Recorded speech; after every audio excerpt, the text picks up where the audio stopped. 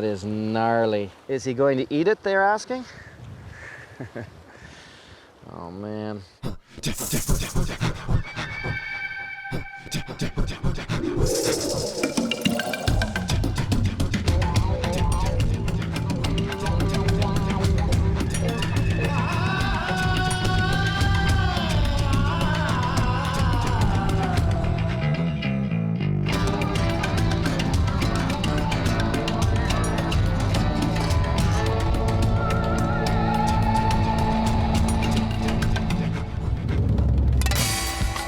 I'm being taken deep into the wilds of Alaska, where jagged mountains shed their cold glacial waters into deep fjords.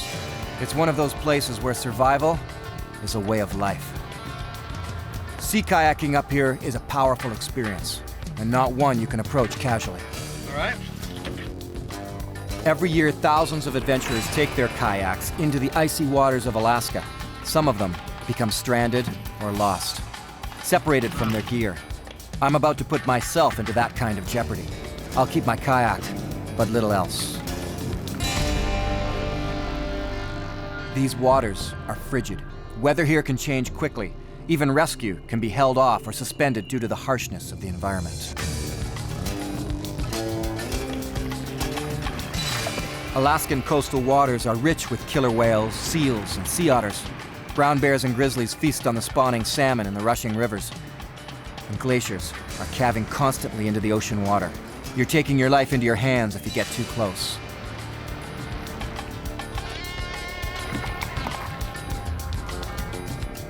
Alaska is larger than 21 of the smallest U.S. states combined. 34,000 miles of coastline, more than half of the continental U.S. I'm paddling a remote stretch of the coastline outside of Seward, Alaska, without gear. My kayak has no equipment for camping, fishing, hunting, or cooking. No food and no fresh water. I'm carrying only a knife, multi-tool, and a fire piston. And to keep this experience authentic, I'll stay out here, alone, for a week. A safety camp has been set up somewhere along the coast, and I'll paddle and search the shoreline for food, shelter, and a place to survive for 7 days. Where I stay out here will depend on what I find. But the production crew leaves me alone now. The rest of the filming is up to me. As I search for a place to make a shelter, the challenges of kayaking here become immediately evident. The dry suit I'm wearing causes me to sweat, which can put me in risk of hypothermia. But without it on, it would take only one spill into the icy ocean to put me in serious peril. The ice and snow of the mountains merge with the rainforest and come down to touch the edge of the salty ocean water. Shelter is not a luxury here, it's an instant imperative, but not every location is ideal for survival. Just taking a break here, checking out Long Beach. Pretty steep though. Just gonna come up here, there's some snow right down almost to the water's edge here. Gonna get some fresh water. That's interesting. Wow. Oh, that's good. Scraped down just a little bit and lots of good fresh snow here. Can't drink the ocean water, so that's a great way to get rehydrated. All right, let me turn you around and show you where I came from. All right, you can see that spot back there. That's all open ocean right there. And I know it doesn't look like it, but there's quite a cool breeze blowing in off of it and coming in right down on me here. There's lots of driftwood I could take advantage of, and I've got this snow here for fresh water, but not much else. So this time, I'm going to keep moving, keep paddling, and search for a better spot. Since it never really gets that dark this time of year, I'll paddle through the night.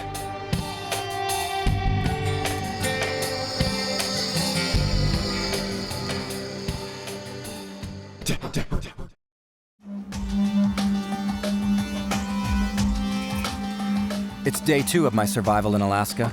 Night number 1 was spent mostly traveling, stopping only to curl up for a bit of sleep in the drizzling rain, and then carrying on again. Cold, damp winds continue to blow down the fjord as I try out some new camera mounts I had built for this survival odyssey. Without time to test them, It's a surprise to me to discover just how top-heavy they make me, which makes things dangerous for me and risky for the camera gear itself. Places like this offer what I would describe as no forgiveness.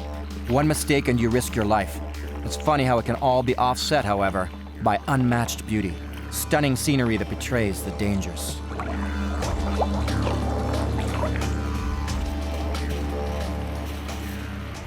It's like a paradise here. See if there's anything I can survive with though. Alright, the only extras I have are my hikers for getting around on land and my paddle dry suit. Keeps me from getting soaking wet if I do dump the kayak in the ocean, but it's extremely hot to paddle in, and I've got to watch just how much I sweat when I'm wearing that thing and try to dry out before night comes in or before it starts to rain. It's fair weather right now, but around here, this is a rainforest, and I expect rain anytime soon. This is some clear weather for now. Bald eagle's not too happy about me being here. Lots of water, lots of good driftwood.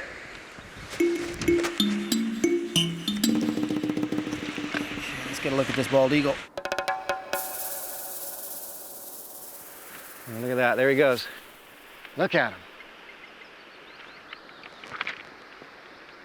Huh, not sure if he's gonna dive bomb me or not.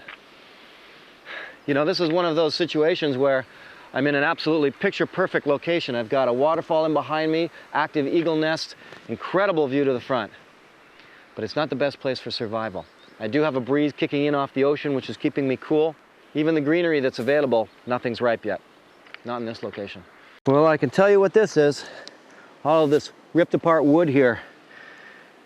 It's the first sign of black or grizzly bear in the area. He's coming here, probably trying to get grubs that are living inside the wood. He's gnarled at it, busted this all up. You can even see his teeth marks. There and there.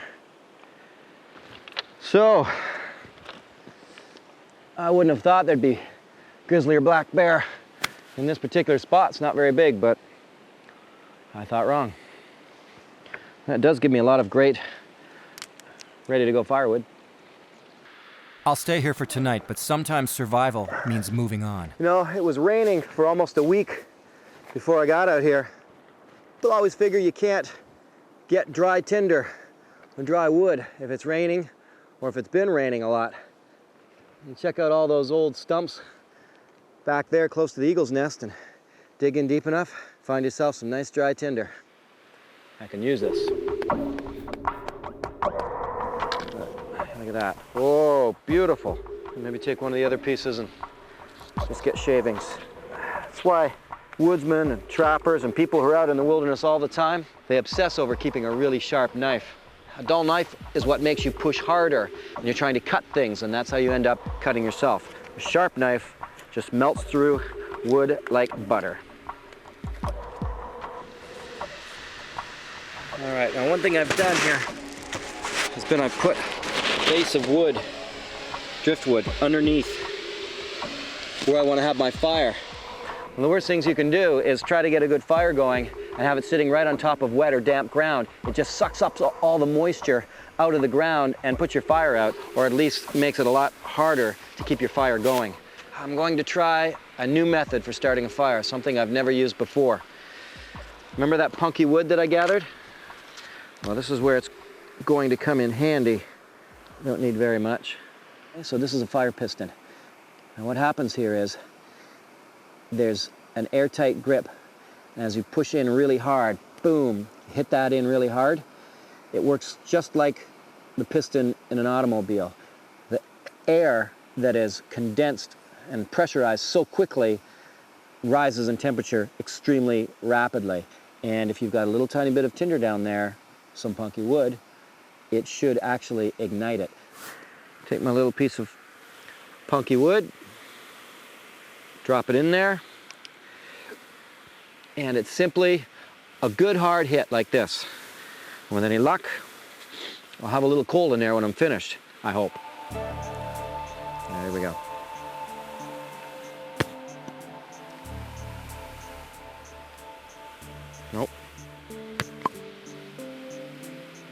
I can smell it. Oh, it's on the end. There we go. There we go. Okay.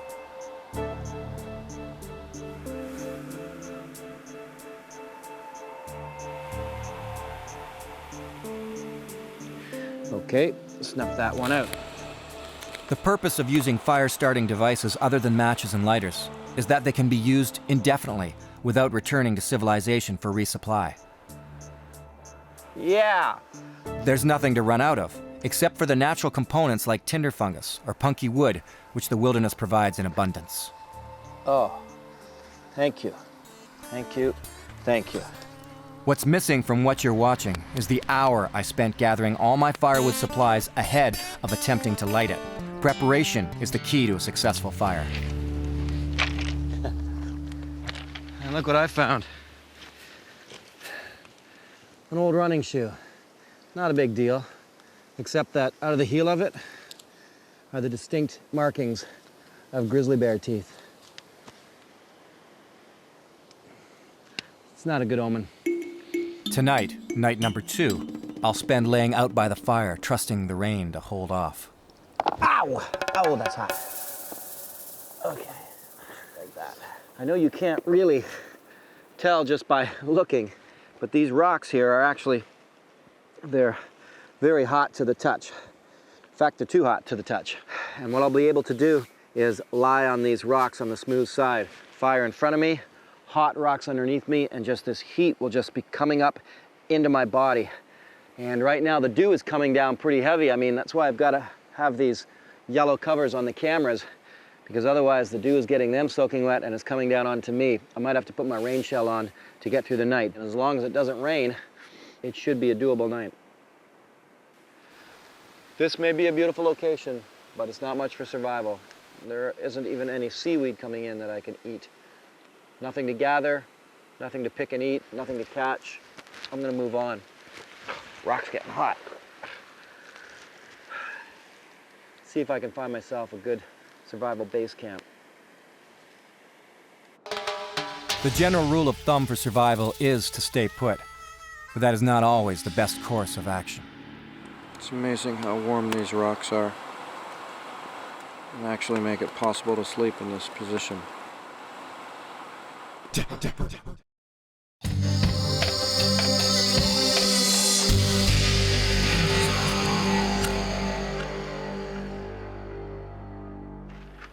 Well, you can see how far out the tide is now.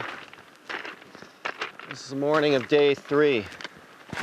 It actually started to drizzle on me a little bit last night. Not too much, fortunately. But I can't stay here. Got to get a place where I can get some food. And especially where I can set up a good shelter, because it will rain more. This is a rainforest. I don't think I'll wait for the tide to come back in.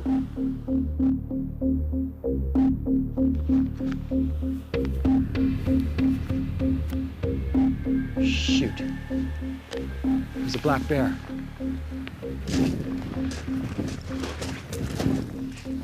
I have no idea if he's got to know I'm here. He's acting like he doesn't, though. I'm just gonna hop in the kayak and paddle on. I found yesterday when I had the camera gear up, and the first day it was just so top heavy, the kayak always threatened to tip. So to get to my next location, I'm not gonna film it. I'm just gonna pack the camera gear away and get going. Black bears and grizzlies abound in this area. This one, as expected, took off when he saw me. But the massive grizzlies may be a little less intimidated by the sight of a human.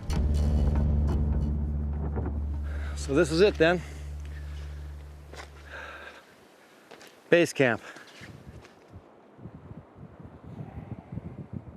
I wouldn't blame you at all if you looked at this and said, "Oh, come on, that looks set up." But no word of a lie here. I didn't see it, and here it is laying here. This happens actually a lot on the ocean coast. Eagles will catch their salmon and different fish, and they'll come somewhere to eat. I'm surprised I don't see bird poop all over here. There isn't any, but they'll come and they'll pick a spot, they'll eat, and then they'll fly away, leaving a good portion of the fish. So I don't know. I have no idea of knowing how long this guy's been sitting here.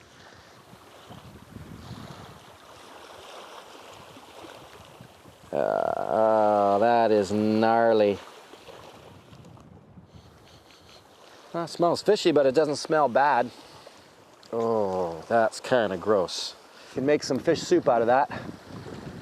And I can also use it for bait. It smells a bit fishy. There's a good hunk of meat there, though. Now, this is just to show you that if you had to, you can eat a lot of things raw. You'd be surprised how many things you can eat raw without getting sick.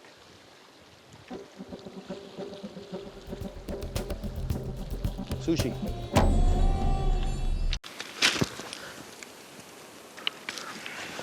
Well, I may not have a really large tidal zone here to gather from and pick from, but these beach greens are fantastic. Good source of both vitamin A and C. And this beach here is just covered with them. A lot of locals actually still mix these in with salads. So I've got a massive bit of salad greenery on this beach. Well, the driftwood I've got, this should do just fine. It's good and solid, that's for sure. A little bit exposed, but I can cover it up. One thing's for sure, I want to get this shelter up now. It might be fair weather at the moment, but you never know how long that's going to last. And out here on the northwest Pacific coast of Alaska, rain is the usual way. Sunny and warm is the exception to the rule. I better get a shelter up now while I can. It's way better to spend all these calories now building the shelter on this day rather than waiting until day 6 or 7 when I'm really exhausted.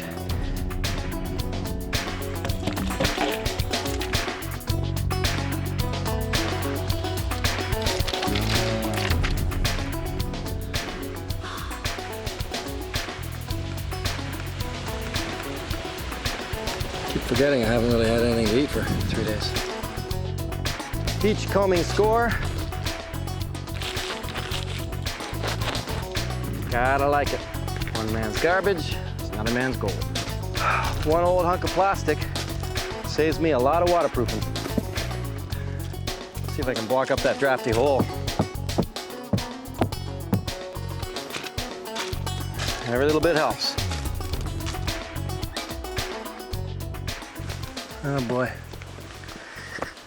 I don't know if this is even going to be possible, but the only water I can actually walk to on this site is up through this dry creek bed. I mean, it's gushing up at the top there, so hopefully I won't have to go very far before I start to see it coming through the ground and I can get myself some fresh water. Otherwise, I'll have to hop into the kayak and paddle over. I'm not far from some falls, but it's just kind of a drag to have to get in the kayak every time I need water. Oh boy. It's a long way to go for some water. If I can find a container to bring some water back to camp, it'll be easier.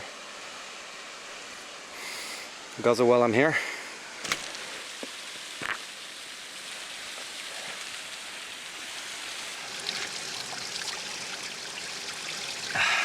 Starting to get a bit of a headache from dehydration.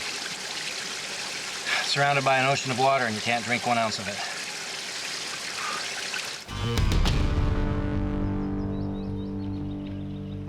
Well, I've got the shelter pretty much where I wanted it today.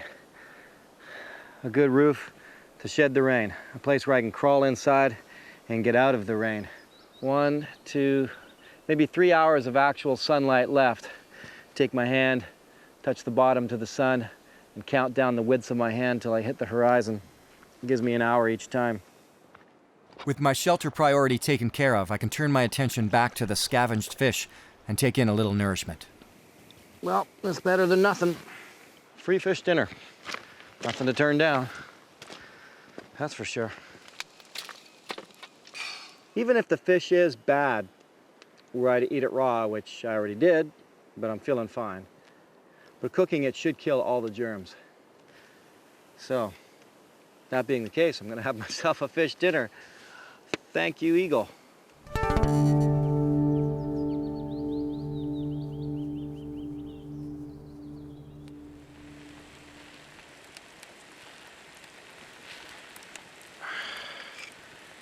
This is such an unexpected treat. I'm kind of ripe for a visit from any kind of grizzly or black bear now, because this fish smells all over this place. Not a smart idea.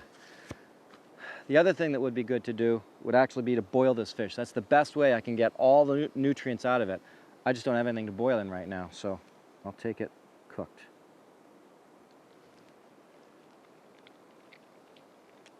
Oh, man. Wow. Nothing gross about eating it now, eh? Now that you see it all cooked. This is going to be a good night. This is a beautiful place.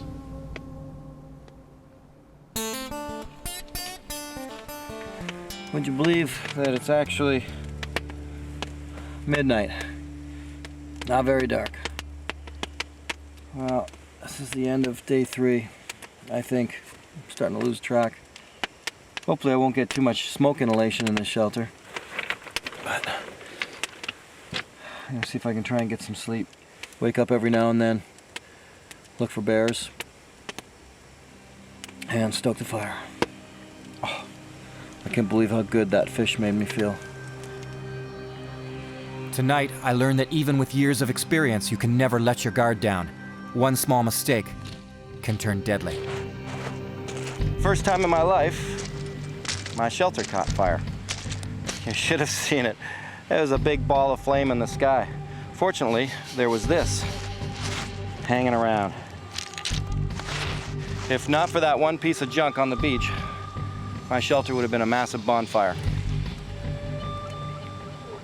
Oh, man. So I've splashed water all over the top, and I've pulled what was left of the coals outside, keep the fire going, and I've soaked the front entranceway. Oh boy, oh boy. The fire did not go to where the plastic was on the roof. It was over in the fire area where the flames were supposed to lick up, but I guess they just kept drying out and drying out the wood up above it. I let the flames get too high. Wow.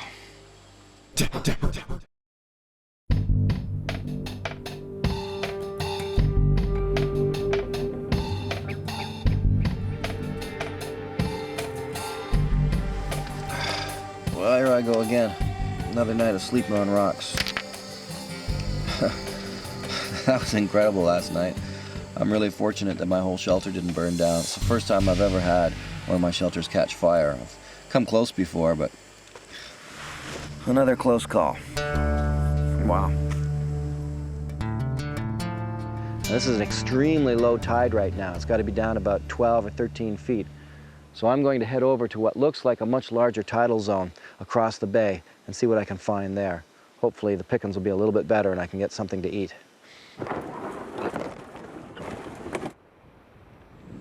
Now just sit here and wait for the tide to come in.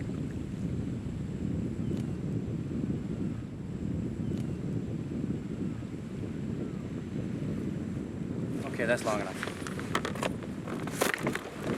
Ooh, a little top heavy because of that camera. Switch the paddle around. There we go.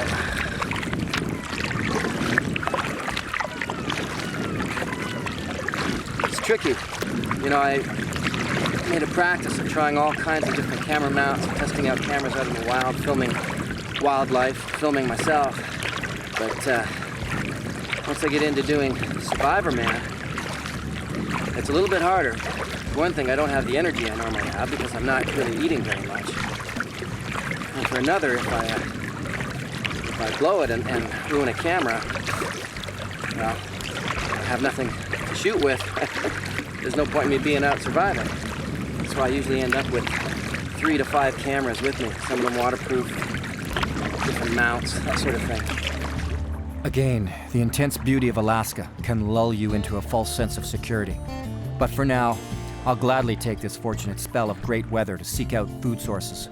Sunshine fills the soul, but not the stomach. And in 4 days, there's been nothing more for me to eat than a few ounces of rotting fish meat.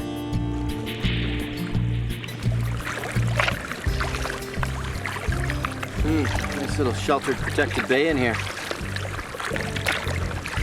If I'd seen this before, I might have come and stayed in here.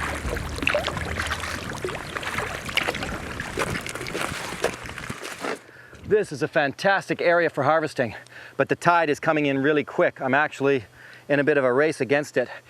When you have an area that's this large of a tidal zone, the tide seems to move in on you quite quickly. Sea lettuce.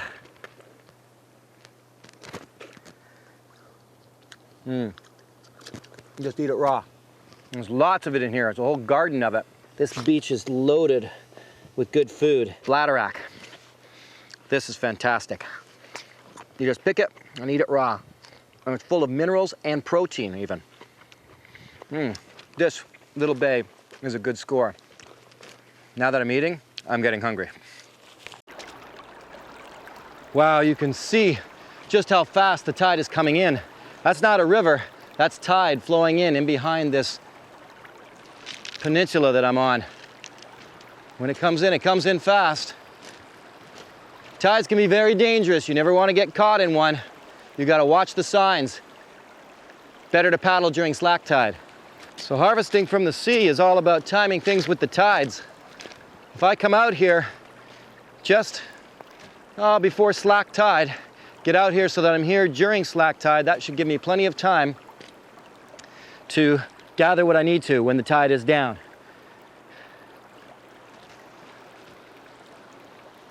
Let's see what else I can find. This is great.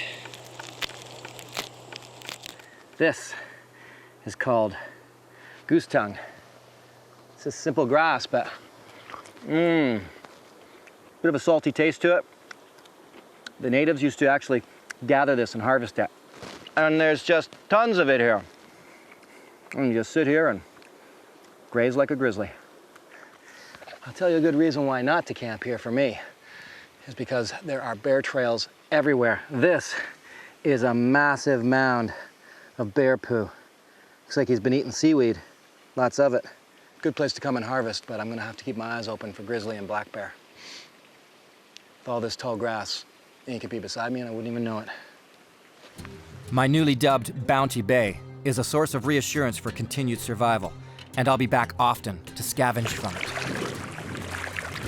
Well, I've got my vegetables. It's time to see if I can get some fish.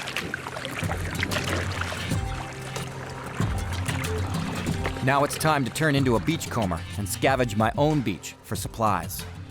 Well, I was really hoping to get a fish line in the water when the tide was low. So I've been scouring the beach looking for stuff and I've got all kinds of junk here. All right, let's get busy. Well, I need a fishing line and this is all I've got. All I have to do is split it apart. Getting better. But the big thing about doing this is it really keeps your mind occupied. Still, day 2, day 3, day 4, always really rough days. I haven't got anything going yet, and I'm out here completely alone. It can really mess with your mind after a while. Staying occupied has saved more than one survivor from insanity, and some of these survival skills harken back to our most primitive times. Quite a few bottles kicking around here. I think what I'd like to try and do is see if I can make a fish hook out of this bottle. It's been a while since I've done this, and it's very tricky to do with glass. But there's a primitive skill called flint knapping. I might be able to get myself a bit of a blade or hook. All right. First thing I'm going to need is my bandana. And I just want to kind of break away little pieces here, so I don't want to break away too much. And you see these edges here. I can actually thin that edge down using the flint knapping. Yeah, it's actually starting to work. You can just sort of see, see if you can see that. I'm getting an edge to it. I want to make it so that the glass has a nice point. And I do that by a little bit of grinding called pressure flaking.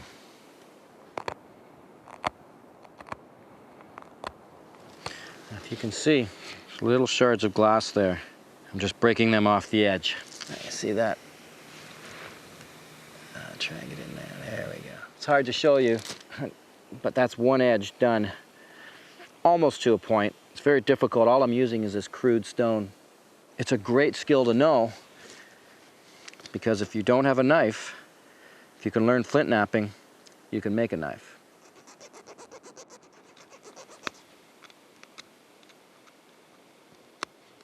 Oh! Ha. Oh man, all that effort and I just broke it in two. Ah. That's frustrating.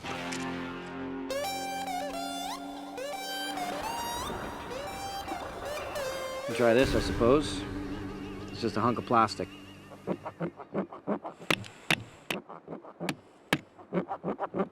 Ah! It's pretty good, but I'm a little worried it might be too big. Can always try. That's the tail left over from that fish with the hook in the middle of it.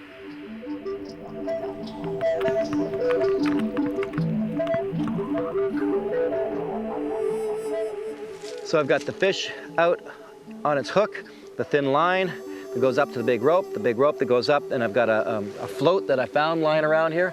I just saw a huge school of salmon just go swimming right past me here. Tomorrow I've got to get a net out. That's for sure. Well, as you can see, I got my fire going, and I'm keeping it a lot farther away from the shelter tonight. There's salmon jumping all around, so with any luck at all, something will smell the bait on the end of that hook and go and take it. Oh boy. The only way I'm actually able to stay warm tonight is that I've been heating up these little rocks and putting them in my clothing around me, and it's warming the small of my back right now. Otherwise I'd be pretty chilled. Shelter is probably going to be a dry one in that it'll keep the rain away, but there's no warmth, and I'm too nervous to have a fire inside.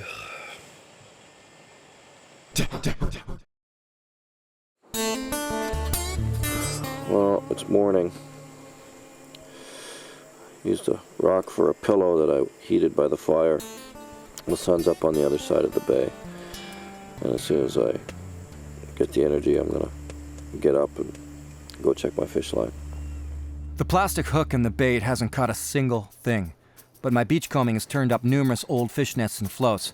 There's not an ocean shore anywhere in the world that doesn't have some kind of washed up treasure on it, and this is a major fishing area, so the score is big.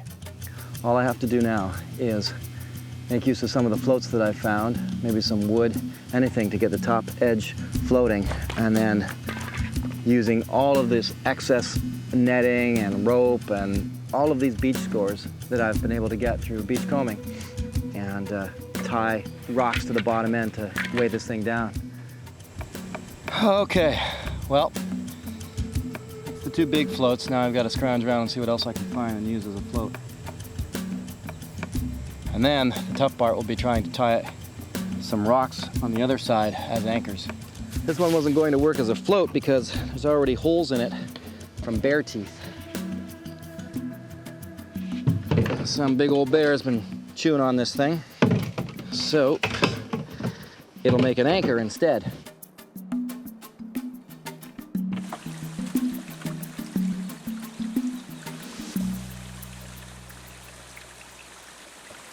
That's a bit of a climb just for a drink, but I found a way to bring some of the water back to my camp using the shaft of the paddle. Of course, it means that I have to make sure I don't spill it all the way, but hey, it works. And the more water I can get back to the camp, the less I have to come up this climb, get this fresh water. Look what I found here, check this out. Fiddleheads.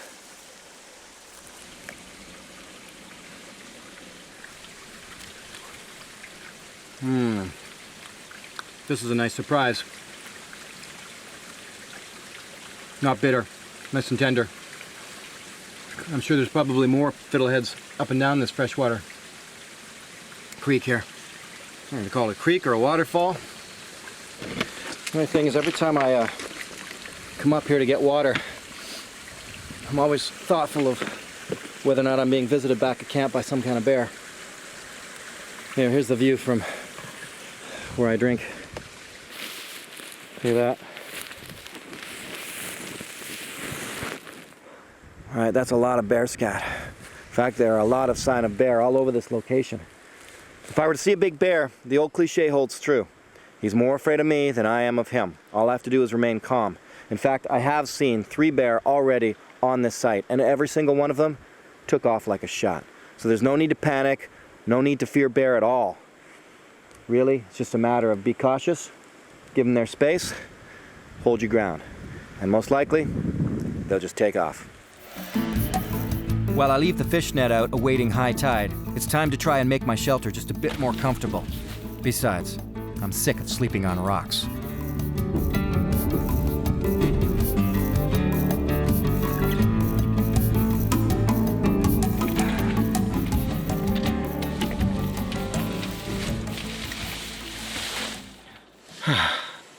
Bit of a mat to lay on now, instead of the rocks.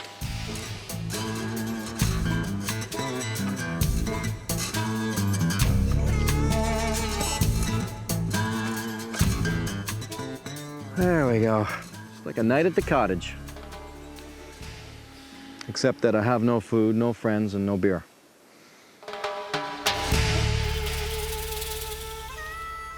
It's 5 days. More food than usual. But I need some real food.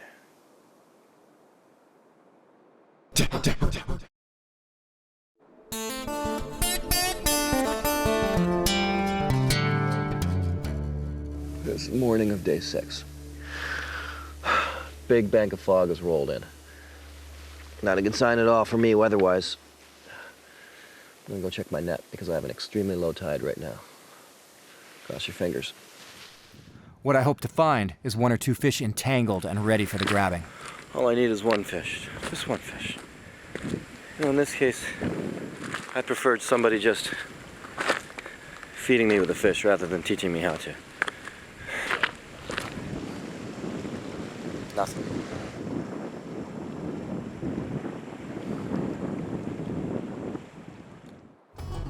I'm going to kayak into the middle of the fjord to go fishing, but with the camera still making me dangerously top-heavy and the water still as cold as ever, I need to make something to help stabilize the kayak. I'm much more secure and stable now, especially because I'm putting a camera mount up high, making the kayak top-heavy.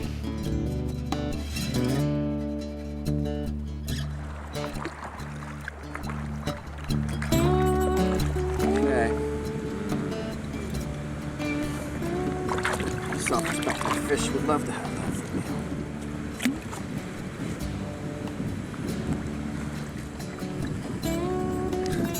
me. There are salmon jumping on either side of me. Nothing taking my bait though. Oh, well here's my bait. Nice big hunk of fish guts there for you. As I was saying before, I was rudely interrupted by the multitude of jumping salmon all around my kayak. Hey, some more food. Look at that. Gosh. Whoa. Okay. There. Bull kelp. And I can eat it. That's a nice chunk. Wow. Well, if I don't get any fish, I've got this. Killer. That's the bonus of getting out and about. Now, how in the heck do I strap this in?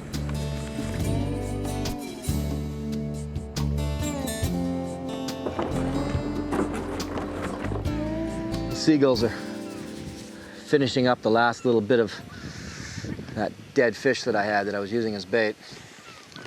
They might as well, because I'm having no luck with it. That was disappointing. This is not salmon. It's not even rockfish. It's kelp. But it is edible.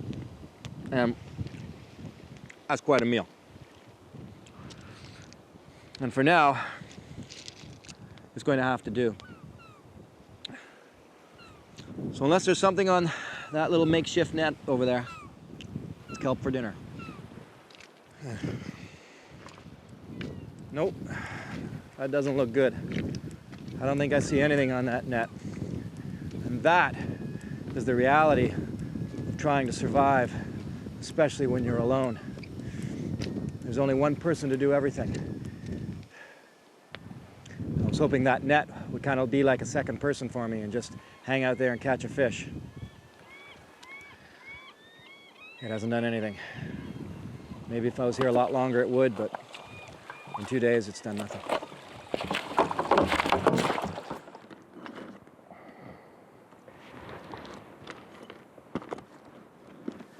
Well, this is almost all that's left of that dead fish that I found that I've been using as bait. But I did take some of it and I had it soaking in the water. Now, it's been a few days. I really was hoping it wasn't going to come to this. I expected to have some fresh fish, but I just washed this guy off.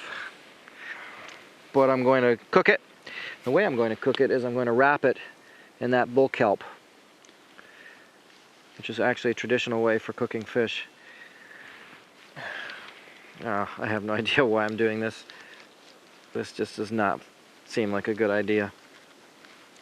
But you know what? It'll be some food in my stomach, which I could use. There we go. I'll leave that to cook for a while. It'll be the last bit of nutrition I'll actually get out here. Lucky with the weather, not so lucky with the fishing. Anyone who's tried it knows how that can be. All the skill in the world won't make the fish bite. Oops. Try to keep it on the stick. There we go.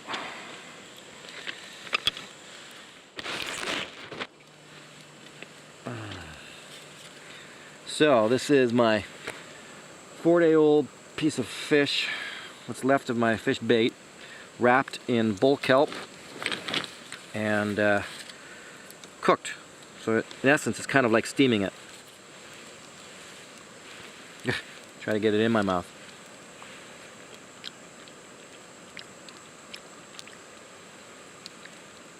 Okay, it doesn't taste so fresh, but I'm going to eat it. To get food that is a cast-off of other animals is a survival trick worth knowing. If you can watch the river otters, they might leave a fish behind. Eagles all the time are dropping fish and leaving behind, or even seagulls. Frustrating to have a fishing line out there and salmon jumping on either side of the boat. I can't tell you how frustrating that is. Well, I'll tell you, if any grizzly bear comes around now, I smell and stink like fish, old fish. So I'm sure you'll be quite interested.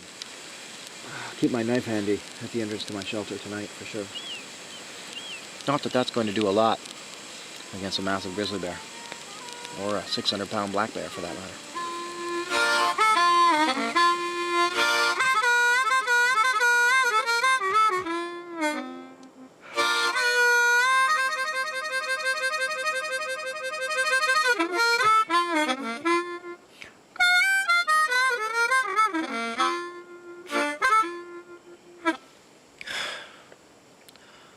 That's my I didn't catch any fish today blues.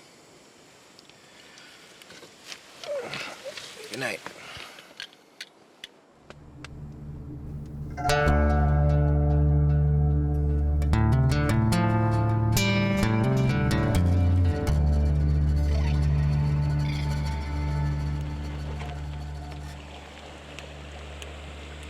Well, it's middle of the night on this last night, and the weather's come in. It's come in harsh. The wind's whipping in from the side, so I'm curled over into one side of my shelter. Because in all this time, I neglected to really beef up one side of my shelter, and naturally, that's the side that the wind is blowing hard from right now. So, the rain is coming in. I brought my fire inside. Keep it protected and out of the rain. Let's hope I don't burn down the shelter this time.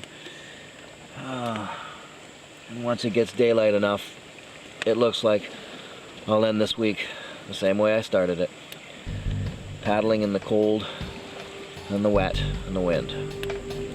After my 1 hour of nighttime darkness, the sky lightens again and I return to my kayak to paddle out to safety. Alaska is powerfully beautiful. It's a place on Earth that could present some of the greatest survival challenges, but its abundant landscape offers not only beauty, but also bountiful supplies for survival, if you know what to look for.